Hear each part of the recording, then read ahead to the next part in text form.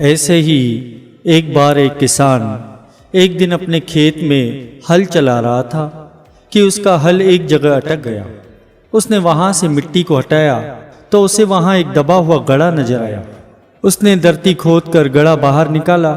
अब गड़े में हीरे लाल भरे हुए थे। किसान को हीरे लालों की परख तो थी नहीं। उसने उन्हें चमकदार पत्थर समझा और मन में खुश होते हुए कहने लगा कि अच्छा हुआ ये पत्थर मिल गए, फसल पक जाने पर पक्षी उड़ाने के काम आएंगे। पक्षी उड़ाने के लिए पहले पत्थर इधर उधर से ढूंढने पड़ते थे, आज इतने सारे पत्थर अपने आप ही मिल गए हैं। फिर उसने क्या किया, वह गड़ा खेत में बनी एक झोपड़ी में रख दिया। किसान ने खेत को तैयार किया, उसमें बीज बो दिए। समय आने पर फसल पककर तैयार हो गई। किसान खेत में बनी हुई मचान पर बैठकर उन हीरे लालों को साधारण पत्थर समझकर उनसे पक्षी उड़ाने लगा। उसका खेत बिल्कुल ही नदी के किनारे था, इसीलिए वह जो भी हीरा या लाल फेंकता वह लुढ़कता हुआ जाकर नदी में गिरता। यदि कोई खेत में रह भी जाता तो किसान उसे उठाकर अपने पास रख लेता। इस प्रकार एक एक करके उसने सारे हीरे लाल नदी में फेंक दिए। केवल एक हीरा उसके पास बाकी रह गया। अब संयोगवश उसी दिन उसकी पत्नी जब खाना लेकर खेत पर आई तो उसका छोटा लड़का भी उसके साथ था। पिता के हाथ में चमकदार पत्थर को देखकर वह उसे लेने के लिए मचलने लगा। किसान ने वह पत्थर अपने लड़के को दे दिया। वह लड़का पत्थर को पाकर बड़ा खुश हुआ। जब किसान खाना खा चुका था तो उसकी पत्नी अपने बच्चे के साथ घर वापस लौट आई। शाम को जब वह भोजन बना रही थी तो घर में नमक बिल्कुल नहीं था। देव योग से उसी दिन उसके पास पैसे भी नहीं थे। अब किसान भी खेत पर ही था। वह सोच में पड़ गई कि अब नमक कहाँ से लाऊं, क्योंकि बनिया तो पहले ही उधार देने से मना कर चुका है। तभी उसकी नजर उस हीरे पर पड़ी जो बच्चे के हाथ में था। बच्चा उसके साथ खेल रहा था। उसने सोचा कि ये चमकदार पत्थर दुकानदार के पास ले जाती हूँ, शायद इसके बदले में थोड़ा सा नमक देने को वो राजी हो जाए। अब बच्चे के हाथ में खिलौना पकड़ाकर उसने वह हीरा उससे ले लिया और बनिए की दुकान पर चली गई। बनिए को जाकर कहने लगी कि आज घर में पैसे नहीं हैं, ये चमकदार पत्थर ले लो और इसके बदले जितना चाहो नमक दे दो। बनिए ने एक नज़र पत्थर पर डाली और कहने लगा कि नमक चाहिए तो पैसे लाओ, इस पत्थर के बदले मैं नमक नहीं दे सकता। संयोगवश उस समय उस बनिए के पास एक जौहरी बैठा हुआ था। कुछ समय पहले उस बनिए ने उस जौहरी से अपनी लड़की के विवाह के लिए गहने बनवाए थे और उन्हीं गहनों की रकम वसूल करने के लिए वह बनिए के पास आया था। उसकी नज़र उस हीरे पर पड़ी। वह समझ गया कि इन दोनों को हीरे की परख पहचान नहीं है, इसीलिए दोनों इसे साधारण पत्थर ही समझ रहे हैं। उसने किसान की स्त्री से वह हीरा ले लिया और बनिए से कहने लगा, इस स्त्री को 1 किलो नमक दे दो, नमक के पैसे मैं दे दूंगा। बनिए ने वैसा ही किया। वह जौहरी धार्मिक विचारों वाला और बहुत ही ईमानदार था। जब नमक लेकर किसान की स्त्री खुशी खुशी अपने घर की ओर चली तो वह जौहरी भी उसके पीछे पीछे चल पड़ा। घर पहुंचकर वह स्त्री अंदर चली गई। अब घर क्या था, एक छोटा सा कच्चा मकान था। उसका घर देखकर जौहरी उस बनिए के पास लौट आया और उस स्त्री के पति के बारे में पूछताछ की। फिर अपना काम करके वापस शहर चला गया। अब सुबह होते ही जौहरी उस किसान के घर पर आ पहुंचा। दरवाजा खटखटाया। किसान ने दरवाजा खोला।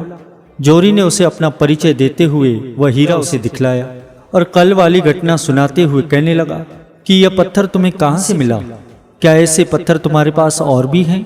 किसान ने उसे सारी बात बताई कि उसे कहाँ से गड़ा मिला और उन पत्थरों का उसने क्या किया। सारी घटना का वर्णन करते हुए उसने कहा कि कल ये आखिरी पत्थर ही बचा था जो बच्चे के रोने पर मैंने उसे दे दिया। अब जौहरी ने उसे खेत पर चलने के लिए कहा।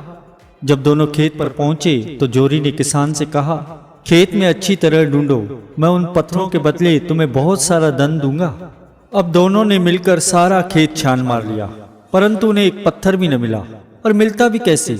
किसान जब मचान पर बैठकर उन पत्थरों से पक्षियों को उड़ाया करता था तो वे सीधा लुढ़कते हुए नदी में जा गिरते थे। और यदि कोई पत्थर खेत में रह भी जाता था तो किसान उसे शाम को उठाकर अपने पास रख लेता था और फिर उसे पक्षियों को उड़ाने के काम में ले आता था। जब कोशिश करने पर भी कोई पत्थर न मिला तो जौहरी ने किसान से कहा, मैंने अभी तक इस पत्थर के बारे में तुम्हें कुछ भी नहीं बताया, क्या तुम जानते हो ये पत्थर क्या है? अब बता रहा हूँ, ध्यान से सुनना। यह कोई मामूली पत्थर नहीं है, बहुत बड़ा अमूल्य हीरा है। इसका इतना अधिक मूल्य है कि मैं इसका मूल्य चुकाने का सोच भी नहीं सकता। ऐसे अनमोल हीरे सौभाग्य से तुम्हें मिले थे, परंतु तुमने अज्ञानतावश उन्हें साधारण पत्थर समझकर हाथ में आए ऐसे अनमोल खजाने को यूं ही गंवा दिए। खैर, जो होना था सो हो गया। अब ऐसा करो, यह हीरा लेकर राजा के पास चले जाओ, वही इसकी सही कीमत तुम्हें दे सकते हैं। जौहरी के ये शब्द सुनकर वह किसान अपनी करनी पर दहाड़ मारकर रोने लगा। तब जौहरी ने उसे फिर से समझाया कि जो होना था सो हो गया, अब उस पर रोने और पछताने से क्या लाभ। अब इस हीरे को राजा के पास ले जाओ और इसके बदले राजा जो कुछ भी दें उससे अपना जीवन सुखपूर्वक बिताओ। किसान ने उसे धन्यवाद दिया और हीरा लेकर दरबार में चला गया। हीरे को देखकर राजा की आंखें तो खुली की खुली रह गई। राजा ने नगर के सबसे बड़े जौहरी को बुलवाया और उसे उस हीरे का मूल्य आंकने के लिए कहा। जौहरी भी वह हीरा देखकर चकित रह गया। उसने हीरे को अच्छी तरह परख कर राजा से कहा, महाराज, यह हीरा इतना अधिक मूल्यवान है कि आप इसके बदले यदि अपना सारा खजाना खाली भी कर दें तो भी कम है। जौहरी के ऐसा कहने पर राजा ने उस किसान से कहा कि तुमने सुन लिया, यह हीरा कितना अधिक मूल्यवान है, हम तो इसका मूल्य चुका नहीं सकते, इसलिए अपना ये हीरा वापस ले जाओ। अब तक किसान की समझ में ये बात अच्छी तरह से आ चुकी थी कि यह कोई साधारण पत्थर नहीं है, बल्कि अत्यंत ही मूल्यवान हीरा है। इसलिए उसने राजा से निवेदन किया, महाराज, मैं एक गरीब किसान हूँ, मैं इतना मूल्यवान हीरा लेकर क्या करूँगा? यह तो आपके पास ही शोभा देता है, इसलिए आप इसे मेरी ओर से तुच्छ भेंट समझकर स्वीकार करें। किसान की ऐसी भावना देखकर राजा अति प्रसन्न हुआ। राजा ने वह हीरा उससे ले लिया और उसके बदले में बहुत सारा धन देकर उसे विदा किया। प्रेमियों, इसी तरह मनुष्य को भी शरीर रूपी घड़े में श्वासों का अनमोल खजाना मिला है। ये श्वास हीरे लालों से कई गुना अधिक मूल्यवान है। अज्ञानी मनुष्य तो इन अनमोल श्वासों को यूं ही व्यर्थ नष्ट कर देता है, किंतु जो गुरुमुख जन है, आप जैसे गुरुमुख हैं, जिन्हें सौभाग्य से समय के पूर्ण महापुरुषों की पावन संगति के प्रताप से श्वासों के मूल्य का पता चल जाता है, वे इन्हें यूं ही नष्ट नहीं करते, बल्कि भजन सिमरन और सेवा सत्संग में इनको खर्च करते हैं और जीवन का अलभ्य लाभ प्राप्त करके अपने जन्म को सफल बना लेते हैं। संत तुलसीदास जी ने मनुष्य के एक एक श्वास का मूल्य 14 भुवन के समान बतलाया है।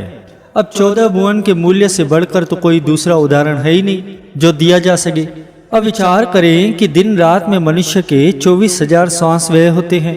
जब एक एक श्वास का इतना अधिक मूल्य संतों ने बतलाया है, तो फिर दिन रात के 24 घंटों में भजन सिमरन से अचेत रहकर कितना बड़ा घाटा हुआ। कहा भी गया है, 24,000 खर्च बंदे दा आमदन मूल न थीवे, जिस बंदे नु इतना घाटा ओ बंदा क्यों जीवे। जो श्वास भजन सिमरन और सेवा सत्संग में व्यतीत होता है, वही मनुष्य की आय है, क्योंकि इससे आत्मिक धन का संचय होता है। और ठीक इसके विपरीत जो श्वास माया के पदार्थ जमा करने में और शरीर इंद्रियों के तुष्टिकरण में ही व्यय होते हैं, तो समझ लो उसका ये अपव्यय है। अब मन में विचार करके देखो कि जिस मनुष्य के दिन रात में 24,000 श्वासों का अपव्यय हो रहा हो और आय कुछ भी न हो, तो इतने घाटे का सौदा करने वाले की क्या हालत होंगी। जिस प्रकार संसार में धन का घाटा होने पर मनुष्य दिवालिया बन जाता है, वह कहीं का नहीं रहता, वह सदा दुखी और परेशान रहता है। ठीक उसी प्रकार भजन सिमरन के बिना जो श्वासों का अपव्यय होता है, जो श्वासों की पूंजी शरीर इंद्रियों के भोगों में व्यय होती है, तो ऐसे मनुष्य को जो आत्मिक धन का घाटा होता है, उससे वह भी तो दिवालिया बन जाता है और परमात्मा द्वारा प्रदान की हुई अमूल्य श्वासों की पूंजी को यूं ही नष्ट करने के परिणाम स्वरूप उसे 84 लाख योनियों के चक्कर में भ्रमते हुए अनंत काल तक दुख और कष्ट सहन करने पड़ते हैं। महापुरुष सांसारिक धन की हानि को विशेष महत्व नहीं देते, परंतु मनुष्य जीवन के अमूल्य श्वासों का अपव्यय होने से जो आत्मिक धन की हानि होती है, उस पर महापुरुषों को काफी अफसोस और दुख होता है। इसलिए वे अपने उपदेशों में मनुष्य को बार बार समझाते हैं कि जिससे कि मनुष्य इस अनमोल श्वासों को भजन सिमरन सेवा सत्संग में व्यय करके लाभ का सौदा करे और अपना लोक परलोक संवार ले।